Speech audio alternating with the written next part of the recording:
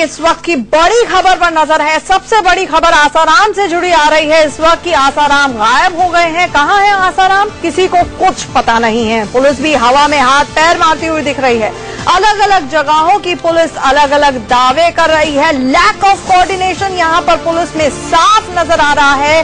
समन्वय नहीं है। आसाराम कहां है? आसाराम ने पूरी तरह फायदा उठाया और अब आसाराम अंडरग्राउंड हो गए हैं। गायब है आसाराम, किसी को कुछ पता नहीं। आखिरकार आसाराम कहां है, ये आज का सबसे बड़ा सवाल है, लेकिन इसका जवाब किसी के पास है ही नहीं। यहां तक कि पुलिस के पास भी नहीं है इसका जवाब। इस मामले पर इंदौर पुलिस कुछ कह रही है तो जोधपुर पुलिस कुछ और कह रही है। आइए हम आपको सुनवाते हैं कि दोनों पुलिस के दावे क्या हैं।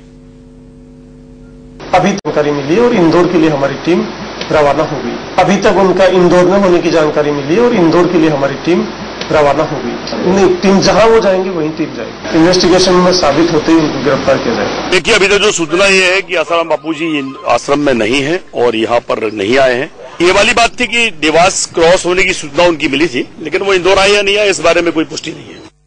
हमारे साथ हमारे सहयोगी रवि शर्मा एडिटर क्राइम जुड़ रहे हैं। रवि, जानना चाहेंगे, धारा 144 लागू कर दी गई है, लेकिन जोधपुर पुलिस का जो तमाम तरह का जो बिहेवियर रह रहा है वो इतना संदिग्ध है। तो अब सवाल ये है कि धारा 144 जो आसाराम के भक्त हैं, समर्थक हैं, उन पर काबू पाने के लिए करी गई है या फिर मीडिया के ऊपर काबू पाने के लिए करी गई है?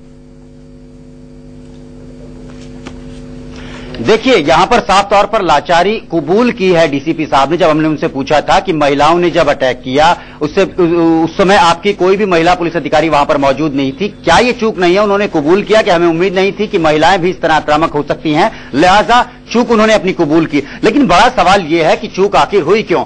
कल पीएसी की 4 बटालियन यहां पर बुलाई गई थी। मैं आपको बताना चाहूंगा उसमें से 2 बटालियन महिला पुलिसकर्मियों की है, महिला रक्षा बल की है, लेकिन इसके बावजूद उनका डिप्लॉयमेंट जो था वो नहीं किया गया। और बाद में भी जब आरएसी वहां पर भेजी गई, ये सब हंगामा होने के बाद, मीडिया पर हमला होने के बाद, उनमें भी आरएसी के जवानों में कोई महिला नहीं थी। तो कहीं ना कहीं एक जो स्थिति को संभालने की, जो सिचुएशन को संभालने की जो टैक्टिक्स होनी चाहिए थी, उसका यहां पर जो है लैक कर रही है वो, और नहीं दिख रहा है। दूसरा, उसके बाद हमने जब अभी बात की डीसीपी साहब से, उन्होंने ये बात हमको बताई कि उन्हें यकीन है इंदौर में बाबा आसाराम उसी आश्रम में है जहां पर उन्हें समन दिया गया था, लेकिन इंदौर पुलिस को नहीं पता है ये बात। अब या तो कुछ ज्यादा भरोसे में है जोधपुर पुलिस और उसे भरोसा है कि आसाराम अपने आप जो है उनके चंगुल में फंस जाएंगे, आकर अपने आप उन्हें गिरफ्तारी दे देंगे अपनी, और वो वहीं मिलेंगे जहां पर इन्हें लगता है। जबकि लोकल पुलिस को ऐसा नहीं लगता है। अपने आप में बताता है कि इन्वेस्टिगेशन किस तरह से हवा में चल रही है,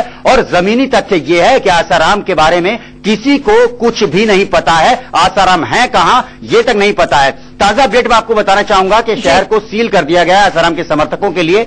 जो शहर से बाहर अगर कोई आना चाहते हैं, बाहर से आसाराम के समर्थक, तो अब वो नहीं आ पाएंगे। शहर में घुसने के तमाम रास्तों की बैरिकेडिंग कर दी गई है और अब जोधपुर में आसाराम के और समर्थक नहीं आ सकते। आंचल प्रिवेंशन में ये कदम उठाया है।